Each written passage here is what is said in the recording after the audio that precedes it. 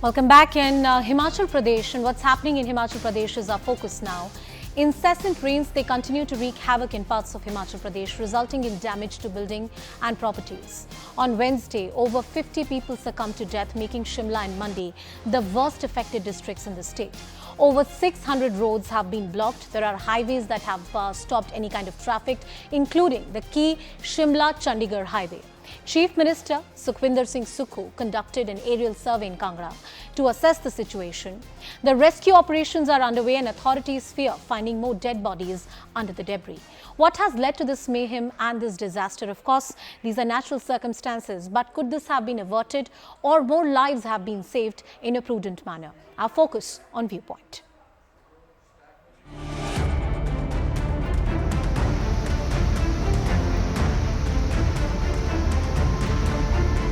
Cloudburst which took place in Mandi on 13th of August has resulted in something like this. You can see how this entire hill has collapsed, and in fact the landslide was reported in the early hours of the 13th of August. This in particular happened when a cloudburst took place on the upper hill area, and after that the water gushed in with so much speed that it washed away whatever it had in its way.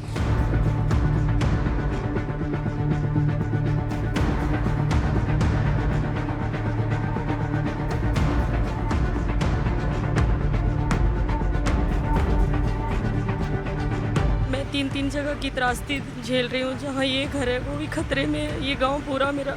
तो आप समझ सकते हैं कि हमारी मानसिक स्थिति जो है इस समय बहुत दर्दनीय है और दुखनीय है।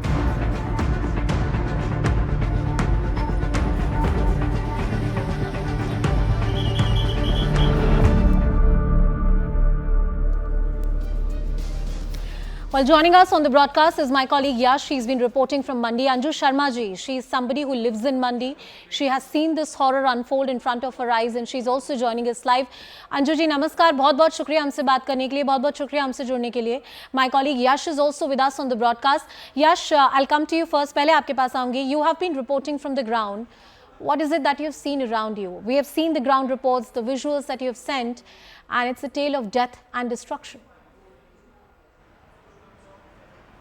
Well, absolutely, Anusha. The condition is absolutely horrifying. The moment you enter Himachal Pradesh, you see destruction all around you. And right now, I'm coming to you from the Mandi city area.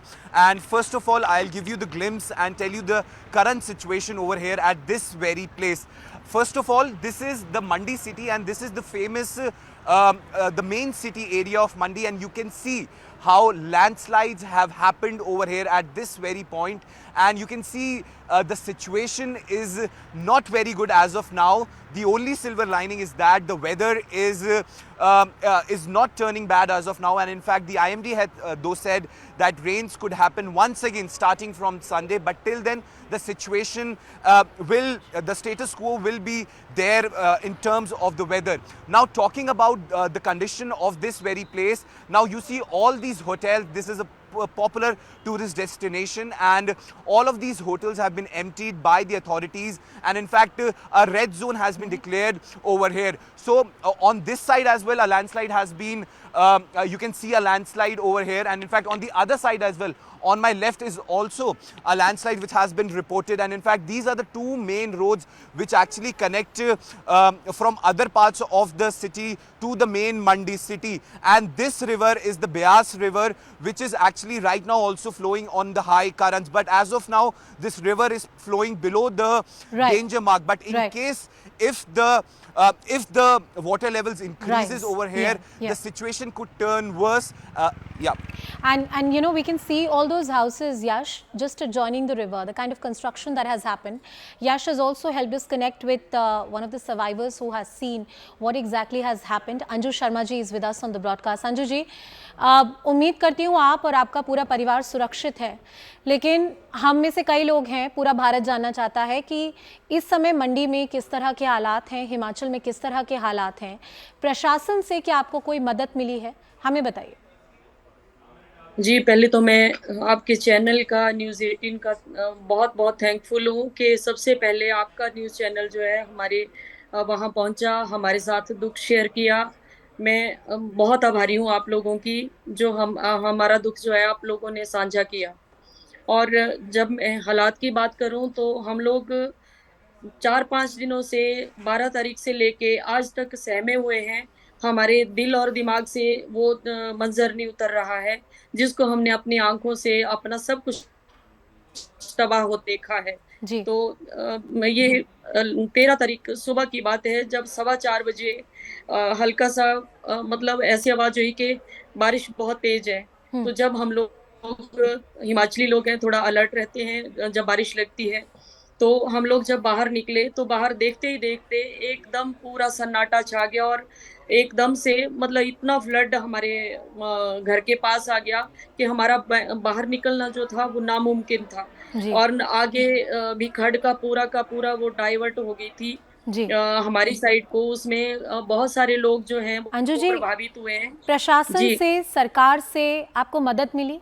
क्योंकि देखिए, जब इस तरह की ma'am बाढ़ अभी आती तक तो है या जब इस तरह की आपदा आती है, तो राशन, हाँ जी। पानी, बिजली, जो बेसिक चीज़ें होती हैं, उनकी भी किल्लत हो जाती है। नहीं मैम, वैसा कुछ नहीं हुआ। प्रशासन एसडीएम साहब हमारे बीच में आए थे।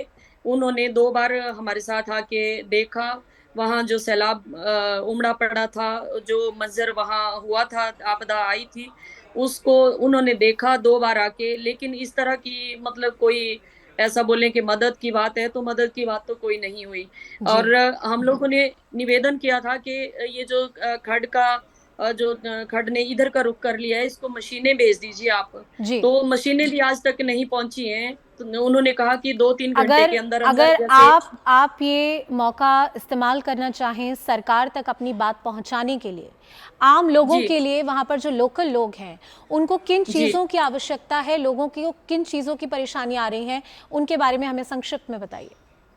एक तो मैं ऐसा बोल रही हूँ कि जो डिस्ट्रिक्ट मंडी वाला मेरा घर है, मेरे 2 जगह घर है, डिस्ट्रिक्ट हमीरपुर और डिस्ट्रिक्ट मंडी, दोनों जगह त्रासदी आई है। लेकिन जो मंडी के हालात हैं, जहाँ जुकैड़ में आपकी टीम ने वहाँ जाके सारा आज लाइव भी किया था, तो वहाँ ऐसी हालात बने हुए हैं कि कोई खाने के लिए नहीं पूछ रहा है। जी। और प्रशासन की तरफ से सिर्फ हेलो। प्रशासन की तरफ से और मदद मिलनी चाहिए। प्रशासन की अंजू जी, तरफ से हमने हमने सिर्फ आपकी हमने एक आपकी एक पूरी बात परिवार सुनी। को एक जी। एक जी। परिवार को सिर्फ तरपाल मिला है, एक बाकी ना खाने के लिए कोई पूछ रहा है, ना कोई रहने के लिए पूछ रहा है। हम्म। एक आंगनवाड़ी का भवन है, वो लोगों ने खुलवाया है, उसमें खुद पूरा गाँव इकट्ठा हम होके आपकी आवाज़ इधर-उधर को आगे बढ़ाते हुए सरकार से निवेदन करेंगे कि इस तरह की जो ज़रूरत की चीज़ें हैं वो ज़रूर मुहैया कराई जाएं। यश, आई एम कमिंग जी। Back to you as we close this discussion with Anju ji and you. Rescue and relief operations, in your understanding as a journalist on the ground, how efficient they have been, what better can the government do? Well, Anusha, I can tell you one thing, that the rescue operations were quite efficient at certain points, because if we talk about the Shiv Mandir area where around 12 people have succumbed to their injuries, that was one area where the army, NDRF, SDRF, all the persons were working in tandem. And in fact, the government also worked very smartly at the other side, because Krishnanagar side was one such area, because the government knew that and the authorities knew that there were only 2 people who were actually buried in those in that debris. The moment that bodies were recovered, that moment only those teams actually left and mobilized to different areas to help the people. So I can tell you that being on ground, one thing is clear, that government is trying to go all out to do whatever they can, but still there is a long way to go, because people like Anju ji, we spoke to her in the morning, we spoke to her just moments back. One thing is clear, the help is not reaching the last corner or the last mile. So the government needs to better the distribution system as of now. And in fact, CM Sukhvinder Singh Sukhu also paid a visit to these areas, but ji. as per the locals, it is late as of now. Right, right. Yash, stay safe, get us more stories so that we can amplify them here on CNN News 18. Joining us live is another newsmaker, Himachal leader of opposition, Mr. Jairam Thakur is with us on the broadcast. Jairam ji, नमस्कार, बहुत बहुत शुक्रिया हमसे बात करने के लिए। हमारे सहयोगी हमें बता रहे हैं, हमने बहुत सारे सर्वाइवर्स और विक्टिम्स से भी बात की कि परिस्थितियां इस समय मंडी और कई दूसरे ज़िलों में अच्छी नहीं हैं। ये भी शिकायतें आ रही हैं कि प्रशासन की तरफ से जो मदद मिलनी चाहिए वो मदद नहीं आई। देखिए, जहाँ तक मैंने कहा कि एक तो प्राकृतिक आपदा है और स्वाभाविक रूप से ये आदमी के हाथ में नहीं है। जी। लेकिन उसके बाद जहां दूसरी बात है कि कुछ बातें ऐसी भी हैं जो आदमी की वजह से है। जैसे ये कंस्ट्रक्शन में बहुत हैफाजत तरीके से कंस्ट्रक्शन में जाना, और जो डेवलपमेंट की जो हमारी एक्टिविटीज हैं उसके कारण जो हमारे ये पहाड़ जो सारे जिस प्रकार से फ्रजाइल हैं और उस तरह से उनमें डैमेजेस हुए हैं, उन चीजों को हमने गंभीरता से पहले लिया नहीं। और पर्टिकुलरली मकान बनाने के लिए किस जगह मकान बनाना चाहिए, और हमको यहाँ हिमाचल के हिसाब से उसके लिए इंजीनियरिंग का मॉडल क्या प्लान करना चाहिए, किस प्रकार से मकान मजबूत रहे, इन सारी चीजों पर बहुत ज्यादा काम नहीं हुआ है। और इस बात को लेकर के हमको मानना पड़ेगा, तो मानवीय दृष्टि से भी इसमें जो है वो त्रुटियां रही हैं, कमियां रही हैं। लेकिन कुल मिलाकर के आज की तारीख में जो हालात बने हैं उस हालात के कारण हम सब लोग चिंतित हैं, परेशान हैं, और निश्चित रूप से हमारा ये मानना है कि अब सरकार को आने वाले समय में एहतियात के तौर पर भी और कुछ कठोर कदम भी उठाने की आवश्यकता है, और ताकि जिंदगी सुरक्षित हो सके। नहीं, आप एक गंभीर पहलू पे बात कर रहे हैं। आप कह रहे हैं कि पूरा जो डेवलपमेंट या विकास का जो मॉडल है जिसमें केंद्र राज्य सरकार दोनों शामिल हैं, मैं किसी एक पॉलिटिकल पार्टी की बात नहीं कर रही, लेकिन हिमाचल प्रदेश में पिछले कुछ सालों में, पिछले 2 दशकों में मैसिव कंस्ट्रक्शन हुआ है, इंफ्रास्ट्रक्चर डेवलपमेंट हुआ है।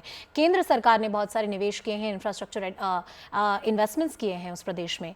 आपको लगता है पूरी तरीके से पुनर्विचार की जरूरत है? There is a need to rethink the development model in Himachal प्रदेश?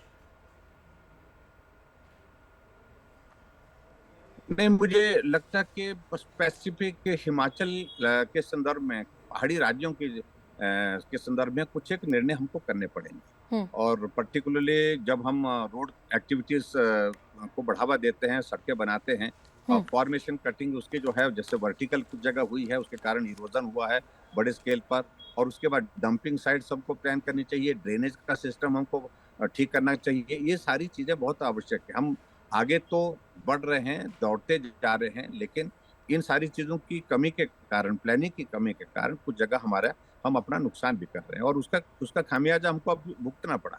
बहुत जगह हमको ये भी देखने को मिला कि इरोजन हुआ है, और इरोजन होने की वजह यह है कि वहां पर ड्रेनेज सिस्टम प्रॉपर नहीं था, और पानी बहता गया, और बहता पानी जो है आगे नुकसान बस्तियों को, घरों को उजाड़ करके चला गया। तो ये भी एक बात हमको, मुझे लगता है कि सोचने की आवश्यकता है। दूसरी बात, हम हर जगह आगे बढ़ते जा रहे हैं, नदी नाले जो है उस तरफ बढ़ते जा रहे हैं। कुछ तो हमको लिमिट्स तय करनी पड़ेंगी कि आखिरकार हमको कहाँ तक जाना चाहिए।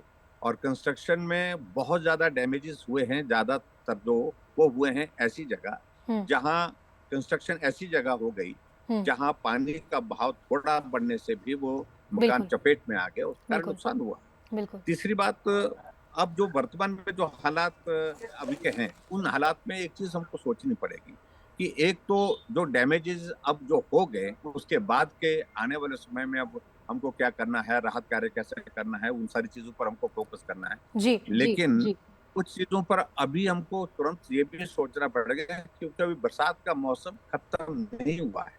ऐसी सूरत में कुछ एक हैबिटेशन जहां खासतौर से बहुत रिस्क आ गया है, और ये लैंडस्लाइड ऊपर से आने वाला है, तो वो शिफ्ट करने चाहिए, ताकि कम से कम आदमी की जिंदगी तो बचा सके। बिल्कुल बिल्कुल। प्रशासन की तरफ से मदद ना आना, जो बेसिक चीज़ें होती हैं, कुछ बुनियादी चीज़ें होती हैं, बिजली की ज़रूरत, खाने पीने की ज़रूरत, तिरपाल लगाना अगर आपका घर डूब गया है तो। कई लोगों ने ये कंप्लेन की है, बहुत सारे विटनेसेस, बहुत सारे सर्वाइवर्स भी हमारे साथ थे, कि प्रशासन ने अपना काम बखूबी नहीं किया है। रेस्क्यू और रिलीफ ऑपरेशंस हो रहे हैं, लेकिन और भी एफर्ट्स लगाने की बहुत ज़्यादा ज़रूरत है, खासकर राज्य सरकार की तरफ से। निश्चित रूप से ये भी बात सच है कि प्रशासन कोशिश तो कर रहा है, अपनी ओर से प्रयत्न तो कर रहा है, लेकिन डैमेजेस इतने ज्यादा है और वाइड स्प्रेड इसका इम्पैक्ट है, जिसके कारण सबसे बड़ी मुश्किल यह है कि सब जगह लोग नहीं पहुंच पा रहे। प्रशासन के लोगों को प्रायोरिटी के साथ, प्राथमिकता के साथ प्रयास करना चाहिए कि राहत कार्य प्रभावित इलाकों में ज्यादा बेहतर ढंग से कर सके, जल्दी कर सके, और उसके साथ साथ में जो राहत कार्य में जो देर हो रहा है उसमें डिले ना हो किसी तरह से, और खासतौर से रेस्क्यू ऑपरेशन में जी। और मैं इस बात के लिए तो मैं धन्यवाद करना चाहूंगा। अभी की हालात में तो वर्तमान में सबसे ज्यादा योगदान जो है हमारी केंद्र सरकार का है। एनडीआरएफ की टीम लगातार रात दिन काम कर रही है। आर्मी के जवान लगातार रेस्क्यू ऑपरेशन में काम में जुटे हुए हैं। जहां आदमी की जिंदगी को बचाने की बात है, उसमें बहुत बेहतर ढंग से काम केंद्र सरकार की सहयोग से ये हो रहा है। लेकिन असली बात यह है कि राहत केंद्र की प्रदेश सरकार के माध्यम से लोगों तक पहुंचनी है, प्रभावित लोगों तक पहुंचनी है। उस राहत को जल्दी पहुंचाने का काम प्रदेश सरकार का है, वो करें, ये आवश्यकता है आज की तारीख में। और कई जगह हमने देखा है प्रशासन और सरकार के प्रतिनिधि, सरकार का जो है वो राहत का जो काम है वहां तक नहीं पहुंच पाया जहां पहुंचना चाहिए। जी जी। जयराम ठाकुर जी, बहुत बहुत शुक्रिया हमसे जुड़ने के लिए, हमसे बात करने के लिए, और हम उम्मीद करते हैं कि whatever stories that we have put out here on CNN News 18 are able to augment the rescue and relief operations which are happening on the ground in multiple districts of Himachal Pradesh. The situation remains very grim, especially in Mandi. Well, with that, it's a wrap on this edition of Viewpoint.